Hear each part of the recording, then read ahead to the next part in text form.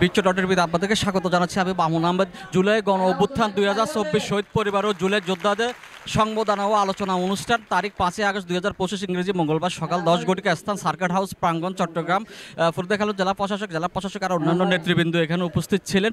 ওনাদের উপস্থিতি কামনা করে এখানে আজ 5 আগস্ট আপনারা জানেন যে শেখ হাসিনার যে দেশ পলায়ন হয়েছে আজকের এই তারিখে, সেটাকে উপেক্ষা করে জুলাই যারা চট্টগ্রামে 11 জন শহীদ হয়েছেন, ওয়াসিম সহ সেই শহীদ ওয়াসিম পরিবার এবং বিভিন্ন শহীদের পরিবার এবং যারা আহত হয়েছেন আহতদের পরিবারদেরকে আজকে এখানে নিয়ে একটি সংবর্ধনা অনুষ্ঠান আলোচনা কনফারেন্স করা হয় এবং তাদেরকে আশ্বস্ত করা হয়, জেলা প্রশাসন থেকে আশ্বস্ত করা হয় তাদের যাদের বাড়ি নেই তাদেরকে ফ্ল্যাট দেওয়া হবে এবং উন্নত চিকিৎসা করা হবে এবং তাদেরকে আর্থিক সহায়তা করা হবে। এবং এটাও বলা হয় যারা শহীদ হয়নি, আন্দোলনে অংশগ্রহণ করে নেয়, সেই দুষ্কৃতিকারীরা যেন এখানে ঢুকতে না পারে, সেই জুলাই সনদে যেন কোনো প্রকার তাদের নাম অন্তর্ভুক্ত না হয়, সে প্রত্যয়ে তারা এখানে ব্যর্থ করেন।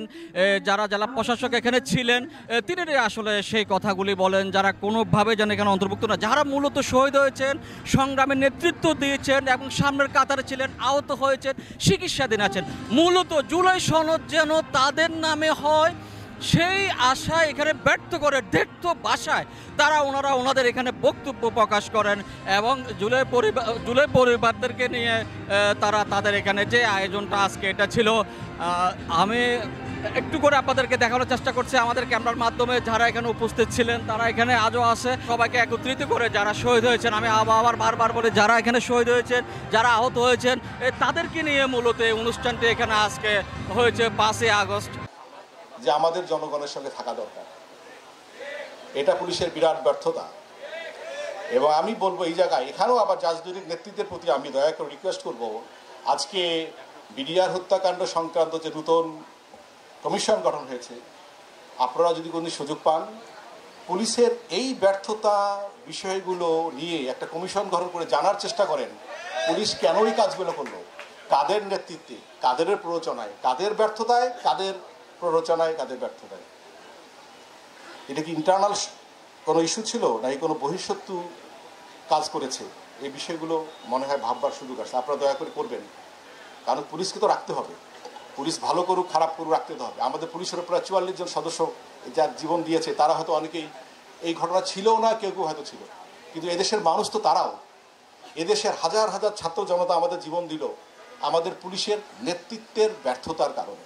এইটা যদি আমরা জনগণ সবাই মিলে আমরা যদি শাসক শ্রেণী বলতে শাসক শ্রেণীর অন্তর্ভুক্ত কিন্তু সরকারি দল, বিরোধী দল সবাই, তো যারা সরকারি চাকরি করে সবাই, শাসক শ্রেণীকে যদি বাধ্য করা যায় যে একটা টেকসই, একটা সাস্টেইনেবল এবং স্ট্রং একটা সনদ এটা তৈরি করা, যেখানে আপনার মানুষে ভেদাভেদ থাকবে না, যেখানে আপনার রাষ্ট্র মানুষের নাগরিকের সকল ধরনের যে আপনার যে বেসিক নিডগুলো আছে এগুলো পূরণ করবে, যেখানে সামর্থ্য অনুযায়ী শিক্ষা, স্বাস্থ্য, চাকরি সব কিছুর সুযোগ থাকবে, সুযোগের সাম্য থাকবে, সেরকম একটি সনদ যদি আমরা পেতে পারি তাহলেই আমরা বলবো যে বাংলাদেশ এটা একটা টার্নিং পয়েন্ট। কিন্তু বাংলাদেশি রাষ্ট্রের জন্য আজকের এই 1 বছর পরে 5 আগস্ট কিন্তু একটা টার্নিং পয়েন্ট, যে বাংলাদেশ রাষ্ট্র 54 বছর একদিকে চলেছে, একটা টার্নিং পয়েন্ট। আমরা কি সেম ডাইরেকশনে চলবো না ডাইরেকশন চেঞ্জ করবো? হওয়ার জন্য আপনাদের মতো বীরদেরকে কিন্তু আমাদের পাশে পেতে হবে।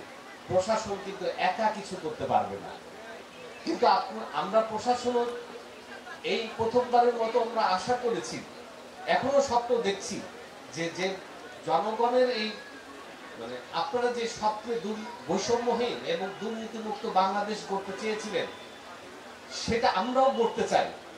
কিন্তু আজকে আপনারা যেমন অনেকে আশাহত হয়েছেন, আমরাও কিন্তু মাঝে মাঝে অত্যন্ত আশাহত হয়ে যাই যখন দেখতে পাই আমরা যাদেরকে শক্তি মনে করি তাদের মধ্যে বিভেদের সুর বেজে উঠছে। অত্যন্ত পরিশ্রম করে আমাদের সবসময় পাশে থাকেন। আমি ওয়ারিয়র্সের রাকিবকে ডেকে নিচ্ছি, রাকিব আসবেন এবং এই জুলাই ওয়ারিয়র্সের প্রতি কৃতজ্ঞতা প্রকাশ করছি। লিজা বক্তব্য রেখেছেন শহীদ পরিবারের পাশে থাকবার জন্য। শহীদ পরিবারের পাশে থাকবার জন্য আসলে এটা মানে বক্তব্যে রিকোয়েস্ট করবার কিছু নেই, এটা আমাদের নীতিগত দায়িত্ব। সরাসরি সরকার আমাদেরকে বলেছে শহীদ পরিবার এবং আহত পরিবারের পাশে থাকবার জন্য, জেলা প্রশাসন বলেন, বিভাগীয় প্রশাসন বলেন, পুলিশ প্রশাসন বলেন, এছাড়া আমাদের রাষ্ট্রীয় অন্যান্য যে ধরনের প্রতিষ্ঠানই আছে না কেন, আমরা সব কিছু দিয়ে সর্বাগ্রে আপনাদের অধিকার নিশ্চিত করতে চাই। তাদের মূল দায়িত্বটা কি ছিল? আসলে তাদের মূল দায়িত্বটা ছিল